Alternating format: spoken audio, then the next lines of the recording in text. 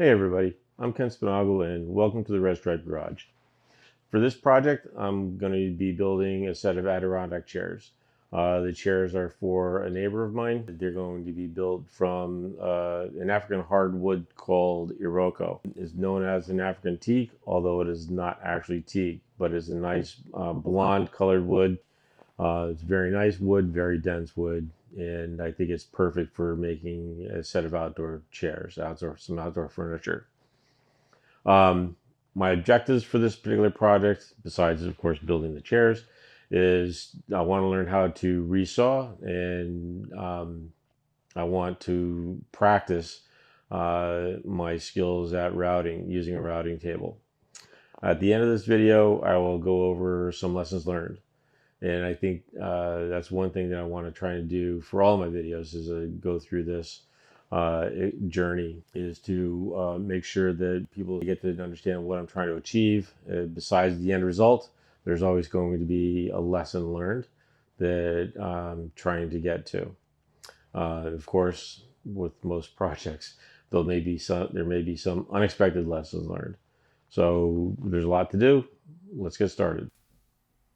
As you can see, I've already taken the first step of the project of breaking down the boards into more manageable pieces. The boards were all 6 quarters in thickness, approximately 12 feet in length, and varied in width between 6 and 13 inches. I had purchased the lumber from Roberts Plywood here in Deer Park, Long Island. In addition to plywood and veneers, they have an excellent selection of domestic and exotic lumber. I wasn't very confident in my ability to plane or resaw boards of this length, so I marked out each piece using a wax pencil.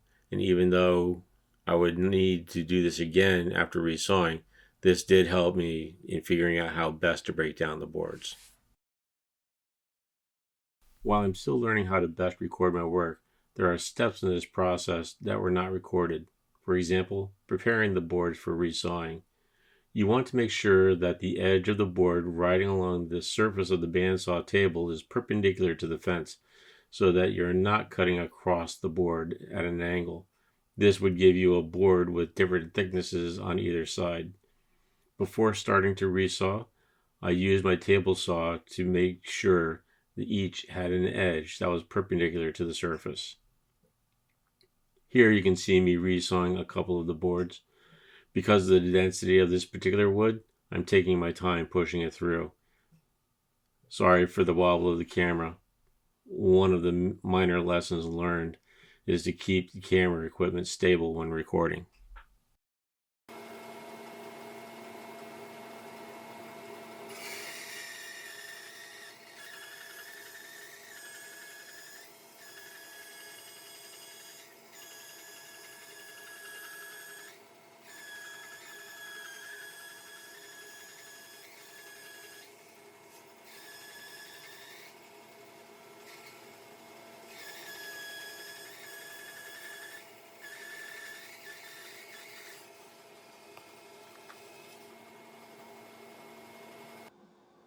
After resawing all the boards to about 7/8 thickness, it was time to clean up the front and back by running the boards through my DeWalt 735X planer. I should mention here that soon after getting the planer, I'd replaced the blades with the Bird Tools Helix cutter head. This has been an amazing upgrade and well worth the expense. In order to make sure that the boards were flat and level, I used a baseboard which allowed me to add shims where needed so that the lumber would not wobble as it went through the planer. After each board passed through the planer, I would place the corresponding resaw board back on top so I could more easily keep track of which new board was used for which parts.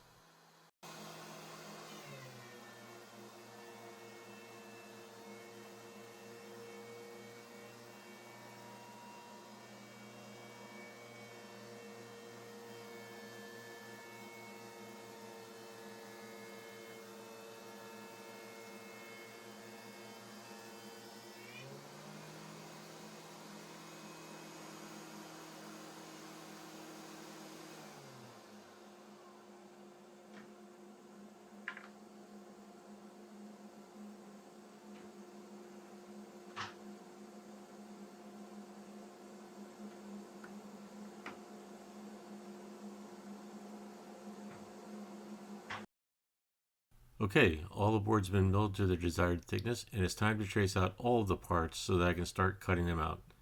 This turned out to be a bigger job than I had expected. Here are the templates that I purchased from Jackman Works. Because there are so many parts for each chair, I created a spreadsheet as my cut list. This allowed me to keep track of the parts as they were traced and then cut. This is where the project really began to take shape for me, and I was able to form a better picture in my mind of just what the chairs would look like when they were completed. Here I am tracing out the parts on the plane surfaces of each board so that I can cut them out later on the bandsaw. What you don't see here is that I had marked the templates prior to tracing so that I knew where each should overlap the edge so that the arms did not come out wonky or look different from each other. I've sped up this segment of the video so you can see some of the parts that were traced, but it does look like I've had a bit too much caffeine today. Then came the main legs.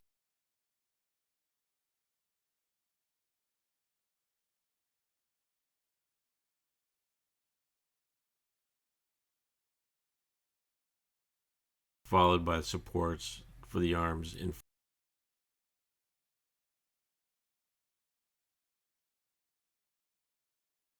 finally the legs which support the back of the chair.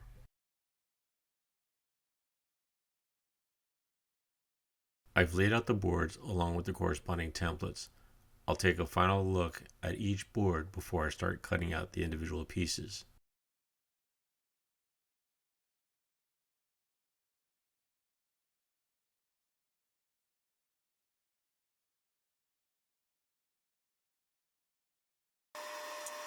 Here, I'm cutting out the slats for the chair seat. As I'm cutting each piece, I'm trying to get as close to the trace line as possible without actually cutting on the line. This will give me a good amount of material to cut away from on the router without running the risk of me cutting the piece too thin. I'm taking my time cutting these pieces out. I've used the bandsaw before, but never on hardwood, so I don't want to accidentally push too hard or too fast and cause the blade to snap or jam.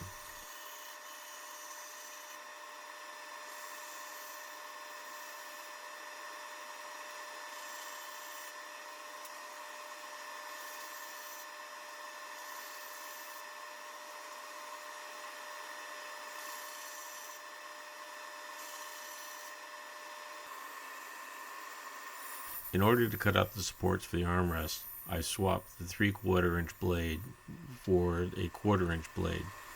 Because I'm getting closer to the blade, I put on a set of cut resistant gloves and I'm going super slow. But again, this section of the video has been sped up.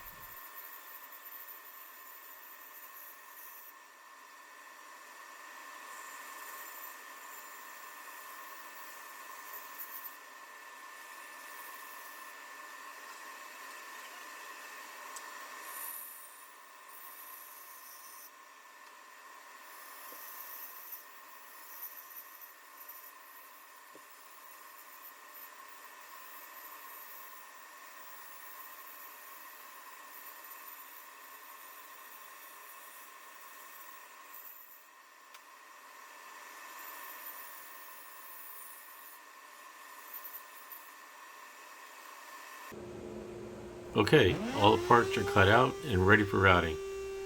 I had initially started with a 1/4 inch compression flush trim bit. I figured this would be sufficient because that's what other woodworkers are using on their own projects. It did not occur to me that the diameter of the bit played a critical role. It took about 10 minutes before I realized that it started burning the edges due to buildup on the bit itself. I then went to a 1/2 inch compression bit and things did improve, but still the blade became clogged. I think the issue has more to do with the material and not the blades themselves. After doing some research, I found that Iroko does have a tendency to dull blades rather quickly. I then swapped it out for this monster from SPE Tools. This flush trim bit is like something you'd see in your jointer. I'll include a link in the description below. Just like the compression bits I started with, this bit isn't for everything. But once I got past the incredibly loud noise it made, I found that it went through this Iroko like it was butter. The bit produced a super clean edge, and just like the blades in your jointer or the Helix, each individual cutting head can be rotated or even replaced. Okay, all the edge routing is done, and it's time to pre-drill the holes where I can. Then I'll sand to 180 grit before moving on to apply the finish. I do not have a sprayer for finishing, so each piece will be treated separately. I first applied 2 coats of Total Boat wood sealer and followed that with 4 coats of Total Boat marine spar varnish. Iroko does not necessarily need to be sealed, but since the chairs are going to remain outside and I wanted them to last, I figured it was worth the time and effort. For those parts of the chairs that will come in direct contact with the ground, I created epoxy resin feet instead of drilling holes for the feet or sliders. To do this, I wrapped a couple of layers of painter's tape around the base of each part, creating a shallow reservoir. I then mixed a small amount of Total Boat epoxy with black tinting and then filled each of these reservoirs. If you have ever noticed what happens when you fill a glass with liquid, around the glass, the liquid rides up on the side. If you remove the glass, or in this case the tape, you have a sharp raised edge that needs to be removed. At this point, I simply sanded the feet until they were smooth. As I assembled the chairs, each piece was clamped in place and then pre-drilled again to make sure that it would not split the wood when putting the screws in place. For the legs, I used 2 1/4 inch stainless steel bolts and with washers on the front and back. Finally, the chairs are ready for delivery. Okay, so the Adirondack chairs are done and they've been delivered, and my neighbors super happy with them. They really came out well. Very proud of the work that I had done. I'm sure somebody else could have done it better, but for where I am in my journey, I think that they came out really good. So I want to cover lessons learned. So I have 3 that I want to touch on: project estimates, template routing, and resawing. So project estimates, when I first started this, I figured I could get it done in about 3 or 4 weeks. Turned out to be almost 6 months. There's a lot of things that factored into that, but at the end of the day, I put about 60 hours into the chairs. A lot of that was, learning how to template route, learning how to use a router table, learning how to resaw, which is one of the lessons learned that I'll be covering in a bit. But yeah, for the time being, I will only give a wag for an estimate, because for where I am right now in my journey, in terms of my tools and skills, that's really the best I'm going to be able to do. I can tell you how much time I'm willing to put into it, but in terms of how long it's actually going to take, in terms of from start to finish, from dates, that's really at this point just going to be a guess. Template routing. So when template routing, this is my first project where I've done template routing. You really need to take into consideration the thickness of the template that you're using and the bit that you're using. And one of the bits that I had used, the gap between the top edge of the router blade and the guide bit or guide bushing was pretty significant, and I almost ruined one of the pieces, because when I went to initially put the board up against the router, the guide bushing didn't catch the template edge the way it should have. So for me, going forward, I'm never going to use another template that's a 1/4 inch thick. I will always use a 1/2 inch or greater. But that was a big lesson learned for me there. Resawing. When resawing, try not to get too close to your final desired thickness. I did this on 2 of the boards and found that I really did not have a lot of room to properly clean the boards when it came time to run them through the planer. These boards wound up getting cleaned up through sanding because I just couldn't get the planer as precise into that final measurement as I could. All right, so the chairs have been delivered to my neighbor. They like them a lot. Hopefully he and his family get many years of enjoyment from them. It was a great learning effort for me, and hopefully you liked it too. So let's cover lessons learned. The first lesson for me was router bushing alignment to the template. For me, when I first started, I was working on one of the legs. I did not have the guide bushing properly aligned to the template, and I wound up taking a small nick out of the top edge of one of the chair legs. It wasn't really a major dig. I wasn't not going to affect the overall quality. In fact, the nick is hidden underneath one of the seat slats, so it's not even something that's visible unless you get up underneath the chair and take a closer look. For me, I think it has, as I'm learning with this, it's more that, you know, the template itself was only a 1/4 inch.